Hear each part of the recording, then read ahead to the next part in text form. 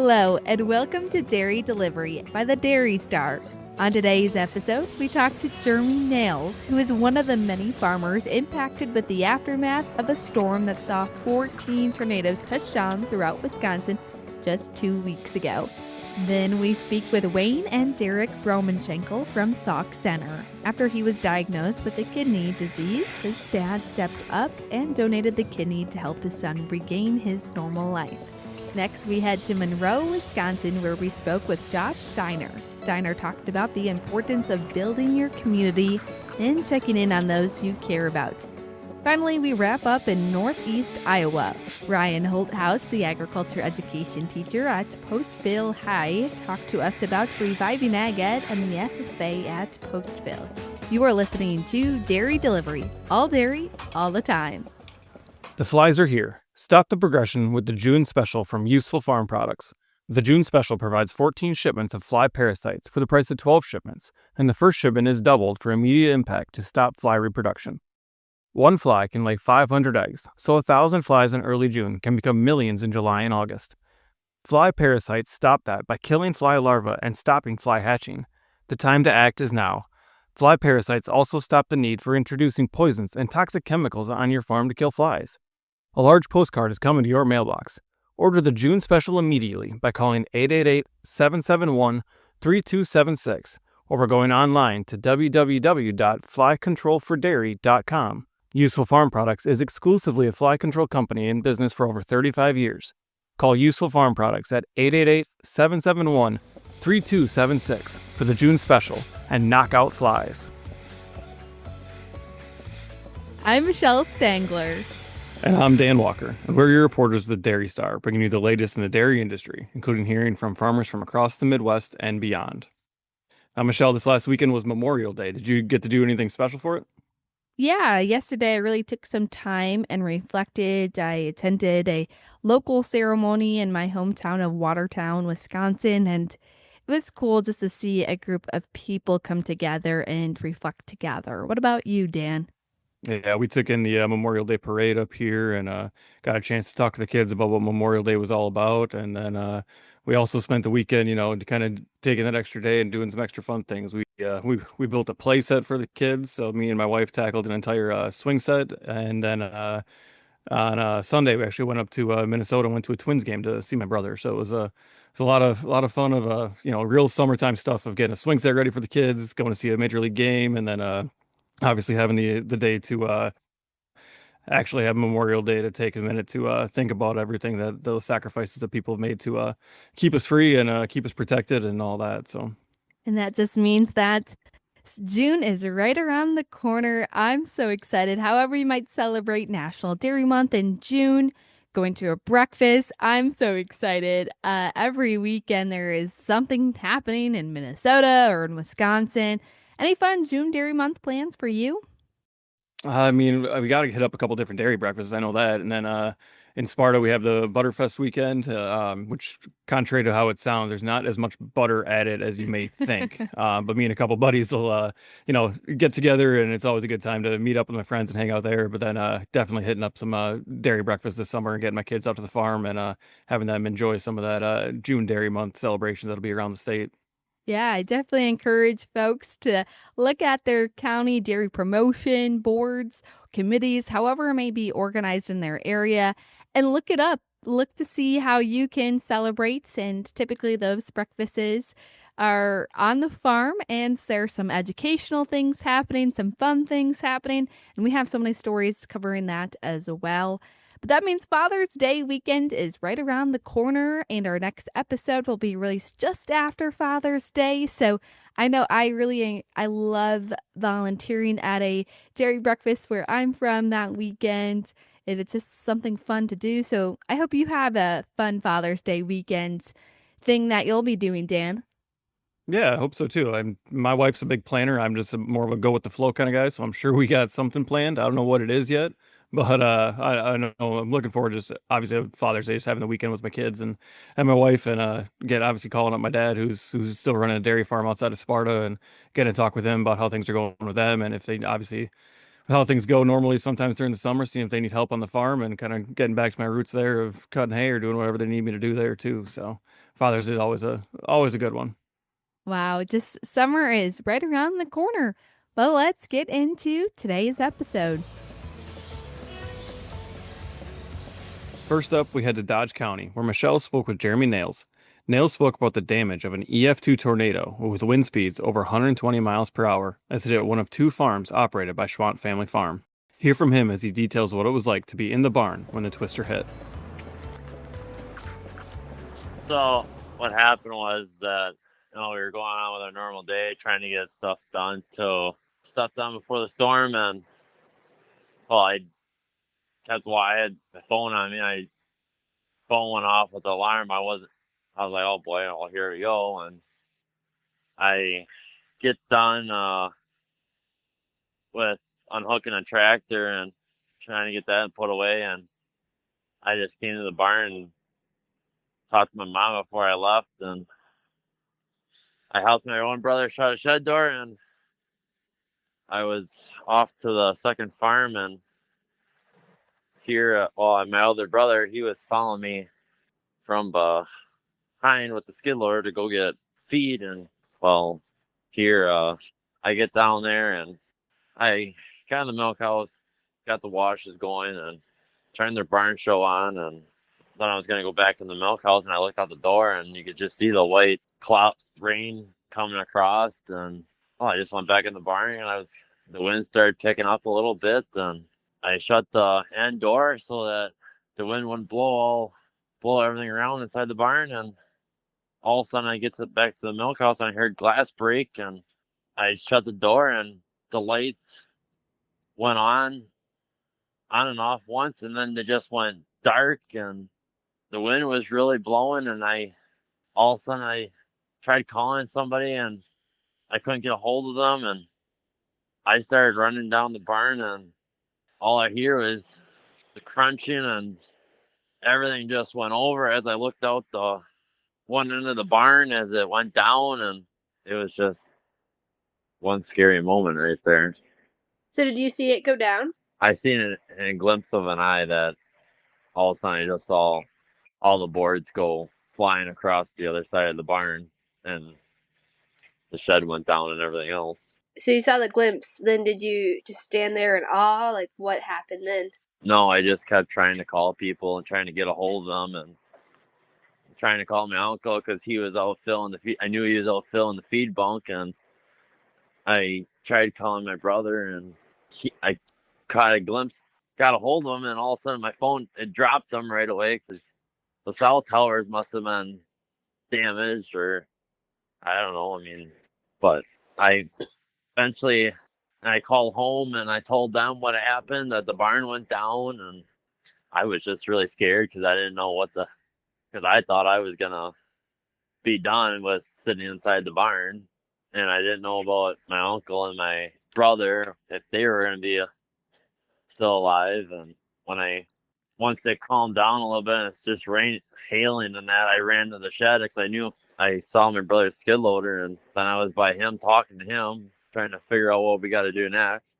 When did you knew you were safe when it started hailing and raining? Like, how bad was the wind? It got pretty bad. I didn't know if everything was gonna go. I didn't know what it was gonna be like. Being through a tornado once. If everything was gonna hold up or if the floor is gonna come down, you just never know what it's gonna do. Mm-hmm. That day, were you expecting rain? Were you expecting it to be a big storm? We expected it to be a big storm, and I looked at the radar while I was in the fields, and I figured, well, it's gonna go right around us. Just looking at the radar, and I kept watching the sky, and it gets darker and darker, and you don't take. All us farmers, we don't take notes. We just keep pushing to the end, and if she's gonna start raining, she's gonna rain it, just to try to get the majority of the work done. Fly season is here, and so is the June special from Useful Farm Products to knock out fly production. Look for a large postcard coming to your mailbox. The June special provides a preventative fly control for the summer with 14 shipments of fly parasites for the price of 12, with the first shipment doubled for immediate impact. Fly parasites are a tiny, harmless, totally safe insect that destroys fly larvae and stops fly hatching. Order now to keep flies under control. Go to www.flycontrolfordairy.com or call 888-771-3276. When that card comes, call Useful Farm Products and knock out flies with the June special. Nail's story is one of the many covered in the article A Statewide Path of Destruction, located on the cover of the paper and on dairystar.com. He also shared with us his older brother Jason was on site, the farm that was damaged, hauling feed, and there was a lot of emotions then. Next, we head to Sauk Center where Mark Klopacki spoke with Wayne and Derek Bromenschenkel with a story about a father's sacrifice for his son. Derek was diagnosed with polycystic kidney disease, and over time, his kidneys lost function. With dialysis as the last option, Wayne stepped up and gave his son his own kidney and a new chance for a normal life. Let's listen in. Derek, we'll start out with you. When did you start not feeling well? Probably, I'd say 2-ish years ago. I mean, I was diagnosed back in like 2016, just a routine CT scan for something else, for a hernia. That's how they found it. And at the time, the nephrologist was like, you probably have at least 5, but maybe 10 years before you need to do anything. And so it's 9 years now, right? So it's kind of about the timeline it was, but probably started feeling the effects of it a couple of years ago. I mean, in 2021, I was hospitalized with bleeding from some of the cysts, and I was hospitalized 2 or 3 other times since then. So those were like different episodes, but probably about 2 years ago is when I really started losing energy and things like that, and sort of gets slowly worse over time. But What was the diagnosis? Polycystic kidney disease. Basically, little cysts start growing on your kidneys, and over time they get bigger and bigger and bigger, and the whole kidney gets enlarged and it destroys the kidney function, but also you have complications from the cyst and the kidneys being extra large. What was the biggest challenges then as this got worse for you? Probably between 2 things. One would just be energy. You start with the toxins building up in your blood, you just have a hard time concentrating and like making it through a whole work day. At the end there, I was like taking naps during lunch, so I was very thankful that I had a work from home job and things like that. The other thing is just random other side effects, like a lot of itching. Sounds weird, but urea starts building up on your skin and makes it itch. So there was some of that, and then there's just like the mental toll of, I was getting really close to having to be on dialysis, which that was the whole thing we're trying to avoid here. So, just wondering if the next time I get tested, if the blood test levels would be in the dangerous range where I'd have to go on dialysis, like trying to, thinking about that all the time. What was your emotions when you found out that your dad was your match? It was really nice, just because, then it gives you more confidence that it's easier to, the logistics part of it, right? Like, it's easy to talk to, around him all the time. So that part was good. The tough part of it is just like, well, hopefully he's okay, later on when we actually do the surgery. But yeah, from a standpoint of hearing it was, someone from my family, it just made it a lot easier to figure out. Because there's a lot of things that have to happen, right, between the time that you find out they're a match and when the surgery actually happens, right? So coordinating that and being able to, we see each other all the time, so it just made it easier compared to, maybe someone who's just an acquaintance. Yeah. And for you, you must have been, you had to be excited because you could help your own son, but you had to be a little bit nervous because anytime, they open you up, things can happen. The first time I've ever went into surgery healthy. Usually you go in there, you have appendix, or you're hurting. This is the first time that I wasn't hurting. And I thought, oh, this is a weird feeling. But it's like, well, hopefully we both come out of it. And we did. So so take us through that timeline. So, they took everybody else off the list because your dad was a match. How much distance was it between then and the actual surgery then? It would have been 4-ish months. Like, he signed it up in December, and we just had the surgery here in the middle of April.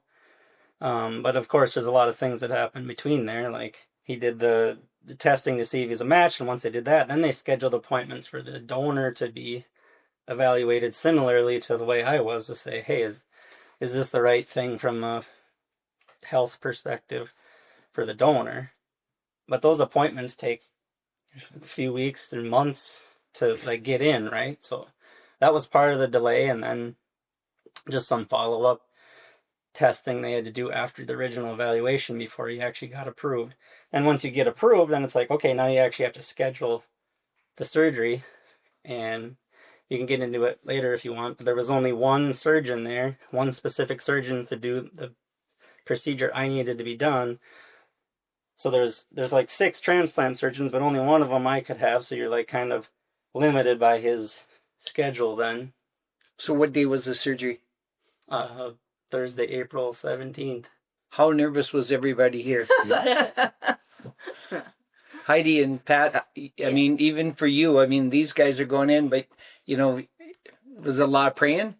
Oh, yeah. I mean, you have 2 people that you're going in worrying about. It's not just like him going into surgery, getting something from a deceased donor or somebody you don't know. That, not to say you don't care about them, but you don't have the same, like, connection. And you're just like, oh, geez, like, all right, both of them better come out of this. And, I mean, I felt better because we had a lot of people reaching out saying, like, hey, we're praying for you guys. The school did a whole school rosary the day of their surgery, or the day before, because the boys were there. Like, things like that, like, help try to ease your mind a little bit, but... Yeah. When anybody would ask, what can we do? It'd be like, pray. Mm-hmm. I mean, that's all I told them, really. It's like, I don't need food right now. I don't need it. So there was people praying from the Poor Clares, like a friend of mine. I'll call the Poor Clares. I mean, you know, people knew people to know. Sure. You know, that's all they did. That's all we could ask for. I had my husband and my son. You know, I needed both of them to come out and be okay. So that's what we were going on. That's what I was. What did you two say to each other before you got put under? Did you say, you know, we'll see you in a couple hours? Yeah. Like, or what was that conversation like? Because it's got to be kind of weird because, again, you have family members both getting putting down at the same time. Yeah, we didn't have much time because we got put in different rooms, obviously, for the OR prep. And they gave us 5 minutes. Right, 5, 8, 10. Yeah. Got to see everybody. I would say they let Blake and Kirsten and Kayla come back, and we all could be in one room for a few minutes or whatever. Right. Yeah, we just hugged everyone, said love you, and me and Dad were the last, and just said, yeah, see you on the other side, and that was pretty much it. Great news for dairy farmers wanting good fly control for this season. Useful Farm Products has a June special for fly parasites. The special offers 14 shipments for the price of 12, with the first shipment doubled for immediate impact. Fly parasites, which are totally harmless, kill fly larvae, preventing fly emergence. Look for a large postcard in your mailbox, or go to www.flycontrolfordairy.com, or call 888-771-3276 and ask for Mr. D. Stop flies before they emerge with the June special from Useful Farm Products. Read about the Bromenschenkel's journey under the headline A Life-Saving Donation on dairystar.com. Next, we go to Monroe, Wisconsin, where I had the chance to sit down with Josh Steiner. Josh and his wife Liz operate Heaven View Dairy, naming their dairy after their daughter they lost in the womb. Josh and I talked about his own journey with mental health and the importance of communication and continuing to check in on your neighbors, especially in person. So, Josh, May is Mental Health Awareness Month. What has been your experiences with mental health? I think it's a bigger issue than what people think. I think the lack thereof communication and or reaching out needs to improve better. And the programs like Tugs, they're trying to get that note out there, or that message out there that, it's okay to listen to people, or it's okay to, vent to people, too. Find that person that you can trust, if you want to talk to them, or if there's people reaching out, vent to them. Mm-hmm. It'll make you feel better, And it'll make them feel better. Like, oh, I talked to so and so today, and they felt better, and I'm glad I took the time to stop and help them out. Yeah, kind of thing. Yeah, and we talked about, you've talked about having people in this area that you built relationships with, and other farmers having a similar background and stuff. Why is it important to continue to build those relationships with farmers in your area and around the state? Well, I think it's to keep it strong and to make sure everybody knows that they're not alone. That it's okay to talk to people if you're having issues, if you're down and out, and you don't have to keep it all bottled up for yourself and try to shoulder it all. Because, let's face it, quality of life is important, and, life in general can be stressful enough. If there's, things that you're struggling with, why not, try to figure out an avenue to help that. So I think that's important for everybody to kind of keep the communication lines open and keep it spreading, knowing that there is people out there to talk to. Yeah. And how has perspective of mental health changed in the egg community over the last 15 to 20 years? I think it's gotten worse or better, like we talked about. I think there's some people that take advantage of it to try to better themselves, and that part of it's gotten worse. But also, like, the social media part of it, like, you share something like you had a bad day and somebody else maybe feels a little better because, oh, they had a bad day too. I guess I'm not the only one. They can kind of chuckle at it, or you might see something on social media that somebody else shared and it might bring joy. Like, oh, that's, I was hoping that for them, and I see that part of their life came through, or, they were able to buy that truck, or a kid got accepted to college. That kind of can make you feel better, if you're having a bad day. So I think social media has really helped in that aspect. It kind of can get the word out there a little quicker, so that's been a positive. But using, if people have issues and they have a breakdown, and using that to benefit yourself needs help. That part of it needs to go away. Yeah, definitely. I think it's interesting how you talk about how the in-person communication and the social media communication, the most important thing that you keep coming back to is communication, right? Yeah, it definitely is, and good or bad. Sometimes you got to just get the ugly out there. Sometimes it's the icebreaker. Mm-hmm. Sometimes, unfortunately, you have to be that person and put your foot down and say, well, I know that, you're struggling. Let's just talk about it. And that's a big thing, to take the time to do that. If you feel like there's somebody in your life or that you may know of or heard of, to help, or maybe to help somebody else, help them. Yeah. Why is it so important to continue to advocate for mental health awareness? Because I think it's a growing issue. And if we, kind of use the old attitude of, well, we'll take care of it tomorrow, or we'll stop tomorrow, it's just going to get bigger. Mm-hmm. It's kind of like getting a sliver. Well, if you don't take care of it, it can fester and get worse.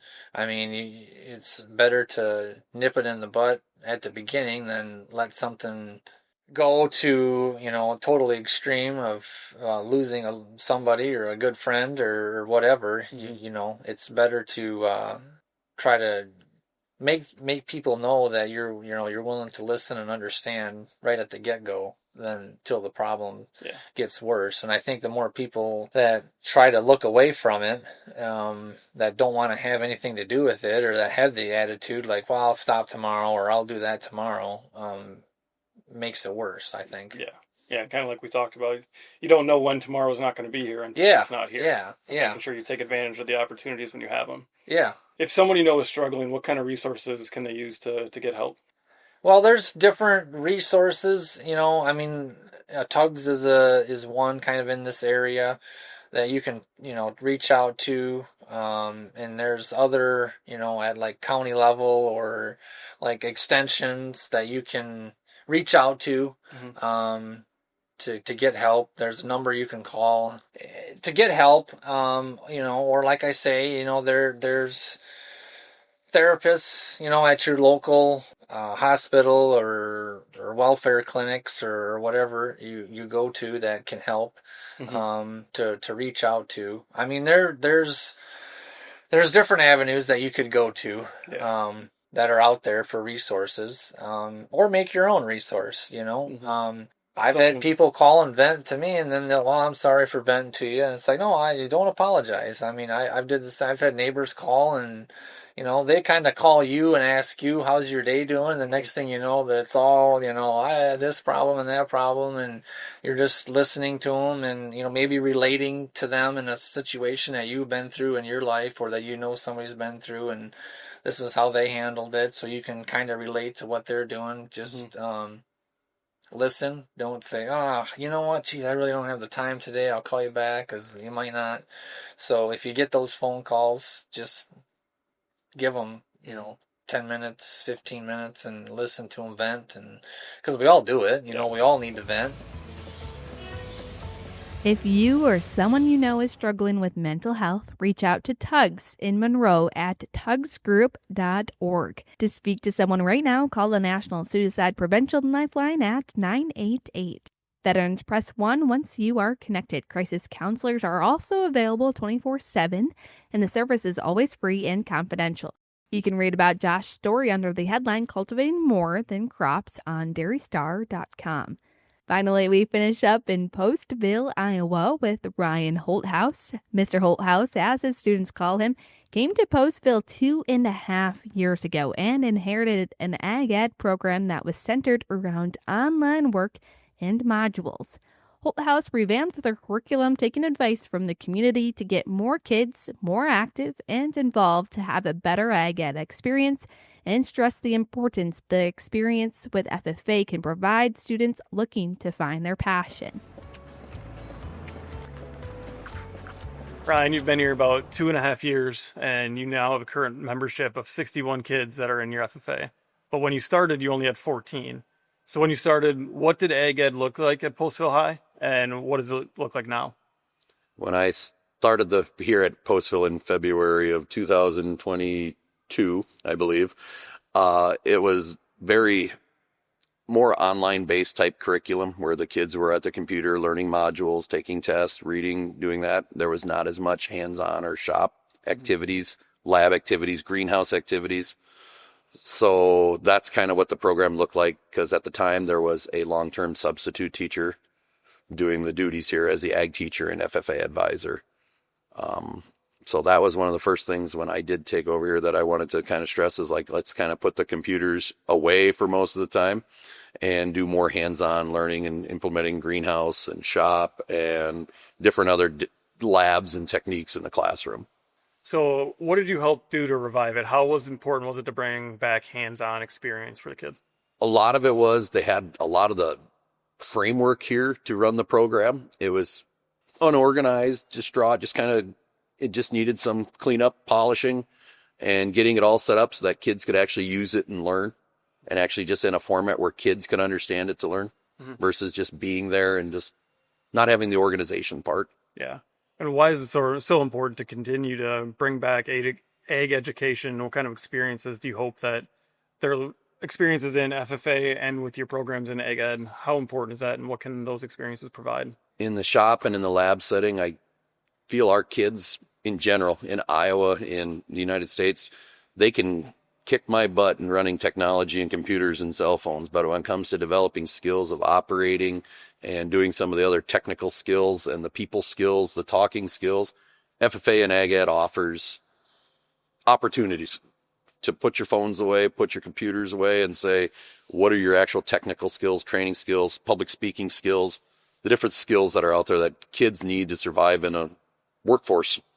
How important is it to get them those experiences? We talked about it a little bit earlier with having the ability to go to an FFA area where like maybe they weren't interested in dairy science before, or weren't interested in the tech ed welding side of it, would be able to have those experiences.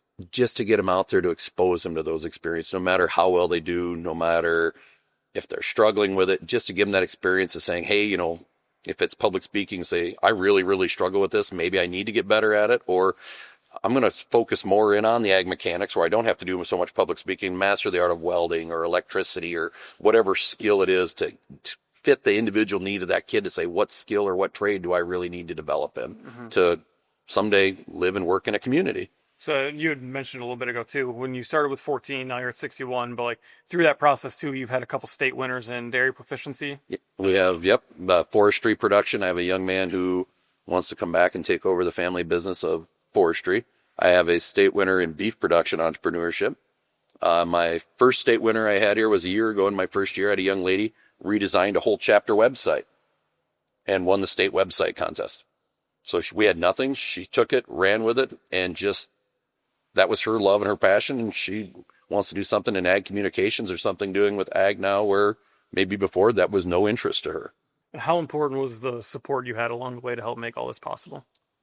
The district Postville is blessed with school board, administration, community, church groups, anything to support the ag program. I don't know how I'll say it. It's by far one of the most supportive. It is the most supportive program that I've been involved with in the last 20 years. Catch up with Mr. Holthouse and his revamping of the Postville Ag Education Experience under the headline Reestablishing Agriculture Roots on dairystar.com.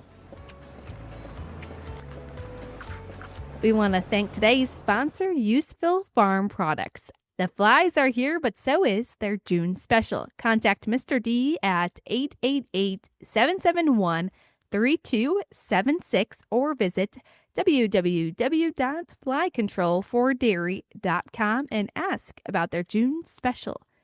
Well, we have many more stories in the Dairy Star last week, including a special section focused on education and career connections. We recognize over 80 graduating seniors who work on a dairy farm as they are set to close this chapter of their lives and continue on to the next. Also in that section are stories with people from around our readership area who have attended higher education, further extending their dairy knowledge. In this week's history section, Tiffany Klophocky tackled the history of the skid loader. Tiffany talked to Joe Keller, whose father Lewis and Uncle Cyril hold the original patent. Her story takes you through how their service in World War II transitioned them from a life on the farm to a life in welding and mechanical repair, leading to the development of one of the most instrumental machines in the ag industry. Our team also spent a day in the life in Albany, Minnesota with the Dobmeyer family at Lakeshore Dairy. Father and son Tom and Austin Dobmeyer farmed together and last week finished planting their 180 acres of corn and alfalfa. Read their story and see the father and son dynamic in section 2 of the paper. This issue's Our Side of the Fence was especially interesting as we talked to different farmers about how they set up their grazing pastures. There's lots of different strategies and practices, and seeing what people do from all around our readership area showcase these different ideas and strategies. Just a lot of stories, right, Dan? You'll have to wait one extra week for the upcoming issue of the Dairy Star newspaper on June 14th. Then come back to the Dairy Delivery on Spotify, Apple Podcast, or wherever you listen to podcasts to hear more of those stories. Make sure you rate and subscribe, and if you or someone you know is interested in being featured in the Dairy Star or on Dairy Delivery, reach out at dairydelivery@dairystar.com so we can continue sharing all dairy all the time.